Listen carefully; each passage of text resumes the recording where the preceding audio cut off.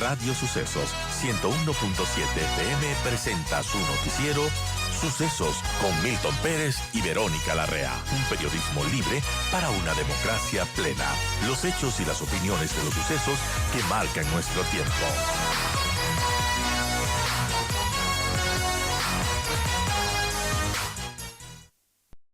En todo caso, ¿en qué manera cree que beneficiaría, en este caso, para afrontar esta crisis energética y cómo perjudicaría también al sector minero? Buen día, Verónica. Buenos días a la audiencia. Gracias por la pregunta. Y como lo expresé inmediatamente en mi cuenta X, felicité la decisión por un tema específico de transparencia. ¿A qué me refiero? Subsidio significa que el Estado absorbe los costos para beneficio de alguien. Y en eso coincido que no es el caso. ¿A qué me refiero? Ujú. El plan tarifario anual es definido por una agencia especializada, que es la Agencia de Regulación y Control Eléctrico, y lo hacen generalmente en noviembre con miras a ser aplicado en el año subsiguiente. Es decir, en el 23 se hizo y se definió la tarifa del 24. La tarifa del 24, dentro de muchas cosas, separa lo industrial de lo residencial y en lo industrial, aclaro, lo que el presidente hacía referencia junto con la ministra encargada era para la minería a gran escala, ¿ok? No para la minería, por más que usaron el término general. Después de los hechos, es evidente que es para aquella que está categorizada como alto voltaje 2, es decir, Ujú. muchísimo consumo de energía. Y hay solo dos empresas mineras en esa categoría, la mina Fruta del Norte y la mina Mirador, junto a dos empresas dedicadas al tema del acero y Petroecuador. Y aquí viene en donde la percepción que el presidente tiene se convierte en su mensaje del subsidio al referirse que la tarifa y su pliego tarifario establece para estas que debe tener un costo, dependiendo a lo largo de las horas del día, que puede variar de 5,43 centavos por kilovatio hora a 8,14 centavos por kilovatio hora. Y comparativamente, este para mí es el gran problema.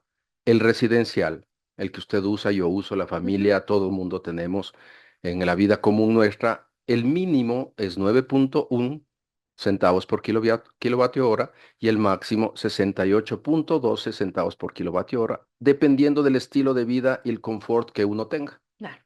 Y a la vez, esta tarifa residencial en los rangos más altos termina, ahí sí, subvencionando, pagando de manera cruzada al que menos tiene. Entonces, es aquí en donde creo yo que está el punto de hablar de subsidios, de que es de manera injusta y demás, porque la percepción se convierte en una realidad. Si la gente común tiene acceso a esta información, dice, ¿cómo es posible que yo pague mucho más que una empresa multimillonaria que Claro. exporta millones de dólares, miles de Y que millones de consume dólares bastante, y que además. consume terriblemente? Entonces, esto para mí es un problema clarísimo que tiene que ser resuelto de una manera técnica, económica y legal. Para eso existe la Agencia de Regulación y Control. El pliego tarifario tiene que ser revisado, perfecto, se revisa. Y por eso yo felicito, porque tiene que transparentarse. No podemos vivir nosotros, entre Ujú. comillas, pagando tarifas que no son reales. Y sabemos que el Estado, en muchísimas de las inversiones de capital que ha hecho para sus grandes proyectos, no amortiza el costo de capital. Y por eso es que tenemos tarifas Ah. de 9 centavos cuando en el promedio de residencial en la región puede estar en 10, en 12, 14 e industriales de 10 a 15. Entonces, ese es el entorno en el que creo que se dio esto, mi estimada Verónica.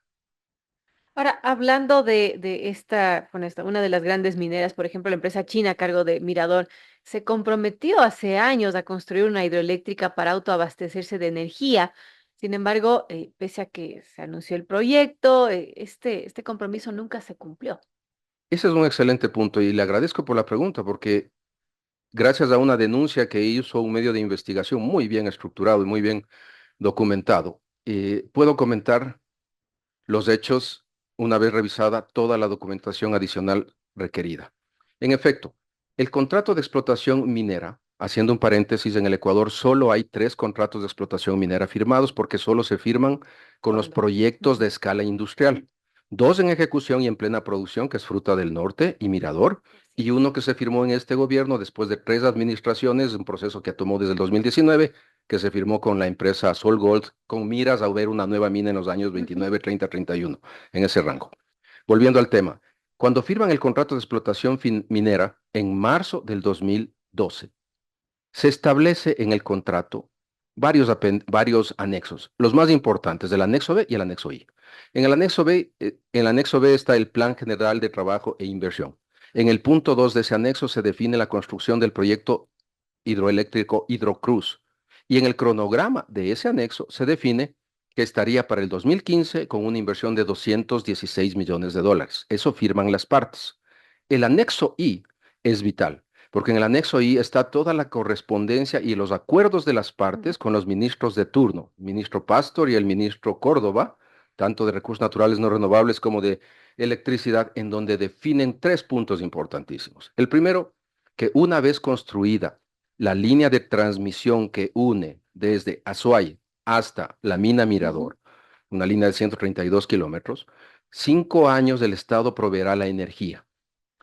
Tiempo paralelo en el cual, en teoría, se construiría la central hidroeléctrica, al punto que dice, o hasta que la central esté construida. Punto 1. Punto 2. Habla claramente que se proveerá el servicio de energía a través del Sistema Nacional Interconectado en caso de que la central hidroeléctrica no abastezca suficiente o la totalidad. Y 3, que no haya discriminación si hubiese una nueva mina industrial. En cuanto a las tarifas, serían las mismas tarifas aplicadas. Eso queda blanco y negro en el contrato. Un año después se firma el contrato de inversión que está vigente hasta el día de hoy con punto y coma. Y aquí vienen las partes de lo más suspicaces e interesantes. 2017, de acuerdo a lo que el contrato establece, se puede presentar una revisión al Plan General de Trabajo e Inversión. Presentan al ministro Córdoba un plan revisado en el que le dicen, no vamos a construir. 2020 hacen lo mismo. En octubre del 2020, pocas semanas después que yo salí del gobierno, le dicen al ministro Ortiz, no vamos a construir. Y contradictoriamente, aquí tengo el documento y esta es la parte que más me llamó la atención.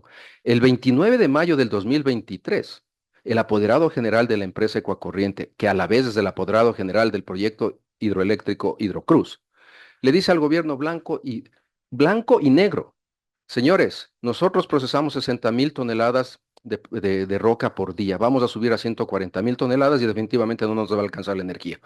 Por lo tanto, permítame, lo leo textualmente, le dice al viceministro de Electricidad, con estos antecedentes me permito informar a usted nuestro interés de continuar los trámites pertinentes para la construcción y operación del proyecto hidroeléctrico Santa Cruz, ubicado en la provincia de Zamora Chinchipe. Lo dice. Paralelo, un mes antes, en el mes de abril, hay informes internos del Ministerio de Electricidad, del Viceministerio de Electricidad, en donde dicen contundentemente a una consulta del Viceministerio de Minas, señores, nosotros tenemos el compromiso de abastecer energía y podemos hacerlo hasta diciembre 2024. A partir de enero 2025, imposible, o ellos construyen su central, o ellos buscan de dónde se financia, de dónde se provee la energía. Y para terminar la sorpresa de todo esto, en julio, en paralelo se venía dando una negociación entre la empresa y el gobierno. En julio firman el acta formal de terminación de negociaciones para la segunda adenda del contrato. ¿Qué significa eso? Que para que el contrato tenga vigencia y cualquier cambio se dé, las dos partes deben estar de acuerdo. Y como lo establece claramente en el contrato, por acuerdo de las partes para cualquier tema debe hacerse una adenda. No hay ninguna adenda. Por ende, el contrato sigue absolutamente vigente. Pero en este acuerdo de las partes, en el punto 4, sorprendentemente dice, entre otras cosas, eliminaremos, en el punto 4, reitero las palabras, dice, eliminar y dejar sin efecto del contrato de explotación minera de EXA, puntos suspensivos, numeral 3, el anexo I del SEM original. ¿Cómo es posible que alguien quiera hacer esto? Y se le oponen actas. Y de ahí yo lo que he hecho públicamente también es cuestionar. Si esto pasó en julio del 2023, el ministro Fernando Santos salió en noviembre del 2023. ¿Por qué en esos 4 meses y medio el ministro no firmó la adenda al contrato de tal manera que estas decisiones sean vinculantes? Misterio. Y en este gobierno, El segundo viceministro de Minas, públicamente, en el portal de Noticias Primicias, en agosto, cuestionó y dijo que él no iba a firmar, no iba a honrar esta acta, porque simple y llanamente hay aspectos técnicos, económicos y legales que no permiten hacer esta adenda. Entonces, es bastante interesante la situación de esto y creo que ahora la oportunidad que tiene el actual administrador con su cuarto viceministro de Minas es revisar qué está pasando con esto y ver si toman la decisión de firmar o no esta adenda para que sea vinculante la decisión de la empresa, Claro.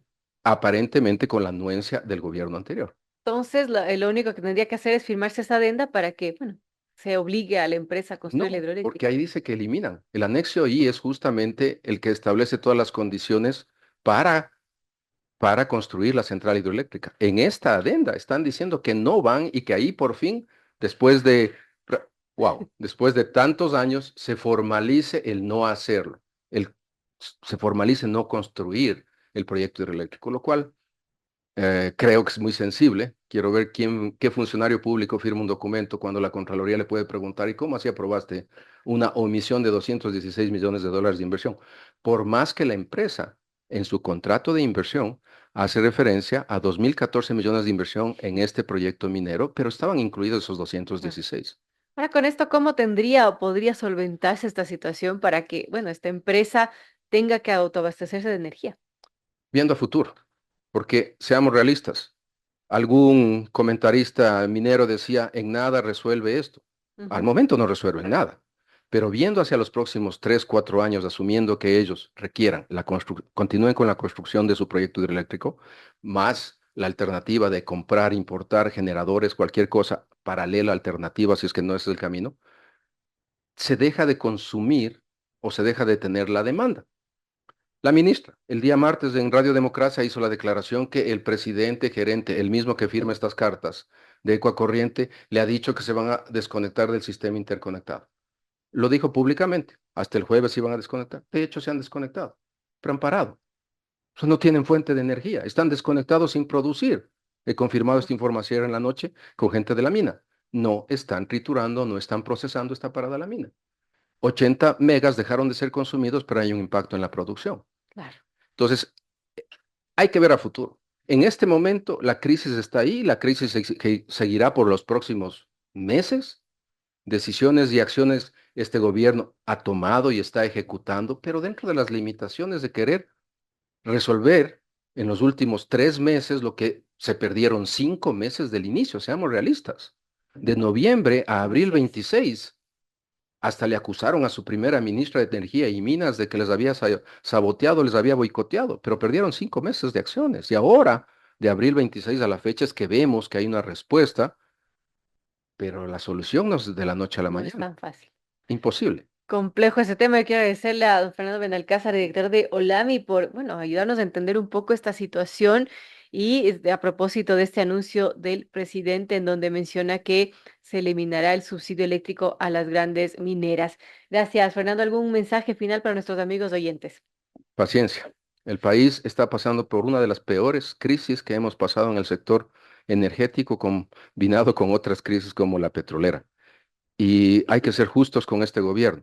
A este gobierno le tocó las dos situaciones más delicadas que le podía pasar en tan breve periodo.